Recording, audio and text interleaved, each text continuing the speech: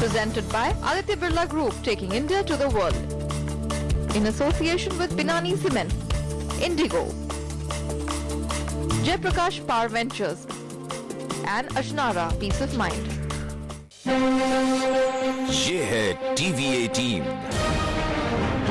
और आप देख रहे हैं CNBC आवाज। Presented by Aditya Birla Group, taking India to the world. In association with Binani Cement for generations to come. Indigo, welcome abroad.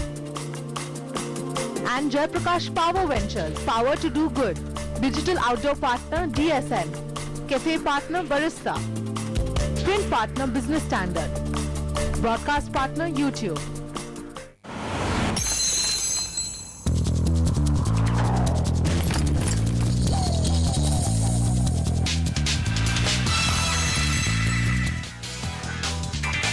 नमस्कार, budget पर हमारे इस खास बुलेटिन में आपका स्वागत है। मैं हूं स्वाति। सबसे पहले देखते हैं अब तक की बजट हेडलाइंस।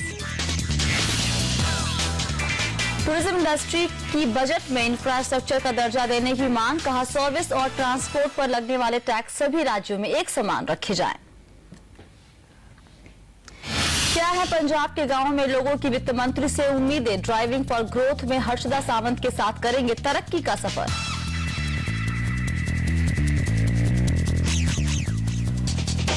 और पब्लिक सेक्टर की कंपनियों में मिले ज्यादा नौकरियों के मौके। दिल्ली यूनिवर्सिटी के छात्रों की वित्त मंत्री से उम्मीद।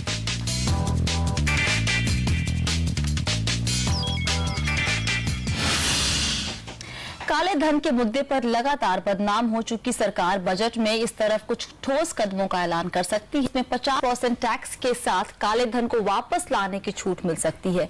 पूरी खबर जानने के लिए चलते हैं अपने संवाददाता लक्ष्मण रॉय के पास। लक्ष्मण, इस बजट में काले धन के मुद्दे पर क्या कुछ ठोस ऐलान किए जा सकते हैं?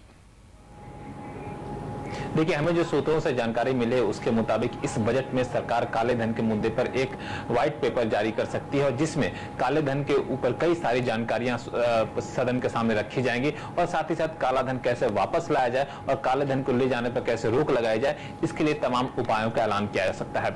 जो अब तक हमें जानकारी मिली उसके मुताबिक सबसे महत्वपूर्ण ठोस ऐलान ये किया जा सकता है कि काला धन अगर कोई वापस यहाँ लाना चाहता है तो उसको 50% टैक्स देना पड़ेगा और उस 50% टैक्स के बाद वो यहाँ पे काला धन ला सकता है। लेकिन वो काले धन का निवेश कहां करेगा, इसके लिए भी कुछ ठोस शर्तें जोड़ी जा सकती हैं।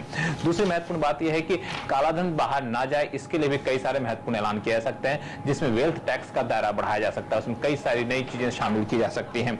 साथ ही साथ विदेश में के बैंकों में अगर कोई काला धन जमा करता है, वहां तो कोई रकम जमा होती है, तो उस रकम पर भी वेल्थ टैक्स लगाने का प्रस्ताव रखा जा सकता है और कई महंगी चीजों को वेल्थ टैक्स के दायरे में रखा जा सकता है ताकि काले धन को बढ़ावा ना मिले। तीसरी महत्वपूर्ण बात यह है कि काले धन को पता लगाने की कोशिश में सरकार के सामने अभी एक दिक्कत यह आती है कि अगर किसी इनकम टैक्स रिटर्न 6 साल पुराना है, 6 साल या इससे ज्यादा पुराना, तो उसकी जांच अभी इनकम टैक्स विभाग नहीं कर सकता है। लेकिन इस बजट में इस बात का ऐलान किया जा सकता है कि अगर कोई इनकम टैक्स रिटर्न 6 साल से भी ज्यादा पुराना है, इस बात की भी जांच करने का अधिकार इनकम टैक्स डिपार्टमेंट को दिया जाए, ताकि इससे माना जा रहा है कई विदेशों में, खासकर HSBC जेनेवा में जो भी कई खाते हैं और दूसरे बैंकों में विदेशों में कई खाते हैं, तो वहां पे काले धन का पता लगाने में ये एक बड़ी दिक्कत आ रही है। तो ये एक दिया जा सकता है। तो कुल मिलाकर सरकार की कोशिश ये होगी कि काले धन के मुद्दे पर सरकार अपना रुख साफ करे। हालांकि विपक्षी पार्टियां मांग कर रही हैं कि उनके नाम बताया जाए जिनके काला धन है, लेकिन माना जा रहा है कि इस बजट के में जो व्हाइट पेपर रखा जाए काले धन के मुद्दे पर, उसमें नाम तो नहीं बताए जाएंगे, रकम जरूर बताए जाएंगे। जी।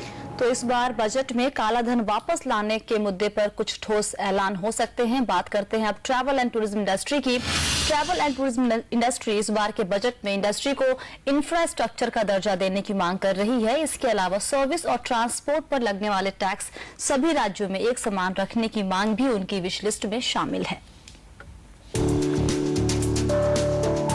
देश की जीडीपी में करीब 6% की भागीदारी रखने वाले टूरिज्म इंडस्ट्री को बजट से कई उम्मीदें हैं। इंडस्ट्री चाहती है कि इस बार के बजट में उसे इंफ्रास्ट्रक्चर का दर्जा दिया जाए। साथ ही सर्विस टैक्स और ट्रांसपोर्ट टैक्स की दर हर राज्यों में एक जैसी की जाए, ताकि सैलानियों को अलग अलग राज्यों में अलग अलग दरों पर टैक्स न देना पड़े। We expecting it from the government to have a more rationalization of taxation across different channels in different states, be it a luxury tax for rooms or be it the different taxes which each state implies for food and beverages. I think the variation of the taxes in different cities definitely has an impact on the customer because he tends to pay a fluctuating price and different taxes across different cities.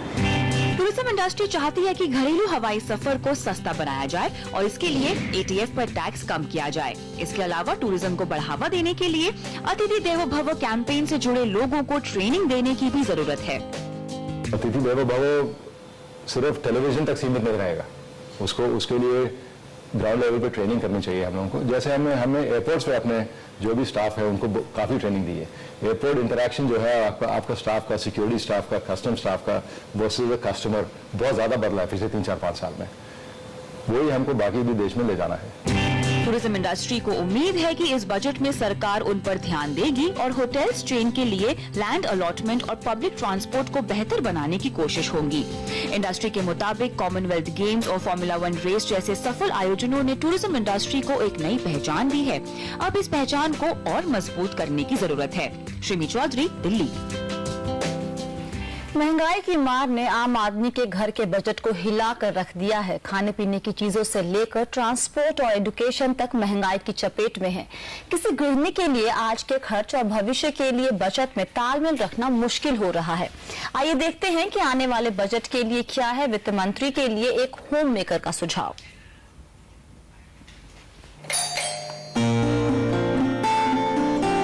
हम लोग 5 जन हैं family में, nuclear family है हमारी।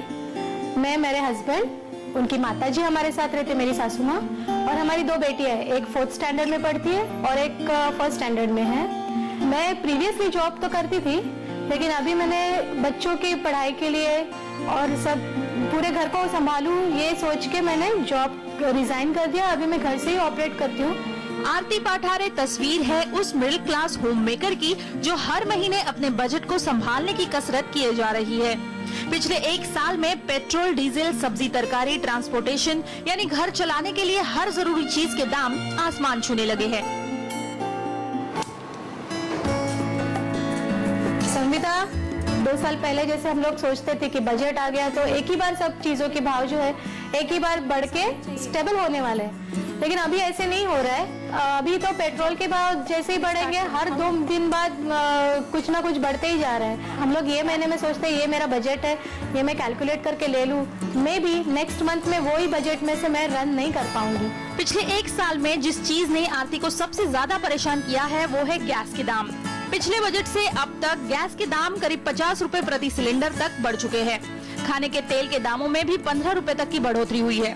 सिर्फ इतना ही नहीं, पेट्रोल और डीजल की बढ़ती कीमतों से भी गृहिणियां काफी परेशान हैं, क्योंकि डीजल महंगा होने से ट्रांसपोर्टेशन महंगा होता है और इसका असर हर चीज पर पड़ता है। पिछले साल जहां आम आदमी का महीने का खर्च 10 से 12 हजार में निपटता था, वहीं अब कम से कम 18 से 20 हजार रुपए भी होम मिनिस्टर को कम पड़ने लगे हैं। अचानक से खर्चे आ जाते हैं, कभी मेडिसिन है, कुछ भी हो सकता है। तो like minimum 18 to 20,000 is a must. You have to run the house normally.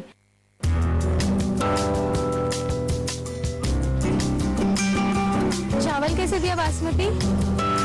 और ये फूड आइटम्स की महंगाई के साथ साथ बच्चों की पढ़ाई, स्कूल जाने आने का खर्चा, दवाइयाँ, बाकी के ये सभी छोटे मोटे खर्च संभालना दिन ब दिन मुश्किल होता जा रहा है। ऐसे हालात में बच्चों की हायर स्टडीज, उनका भविष्य, रिटायरमेंट की प्लानिंग, इन सभी के लिए बचत करना बड़ी चुनौती है।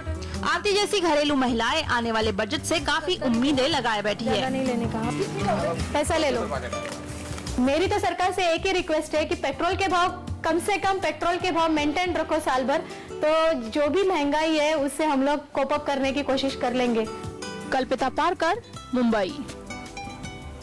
वक्त है ब्रेक का। ब्रेक के बाद हमारी खास सीरीज ड्राइविंग फॉर ग्रोथ में हर्षदा के साथ चलेंगे पंजाब के गांव और जानेंगे वित्त मंत्री से क्या है गांव वालों की उम्मीदें। आप बने रहिए हमारे साथ।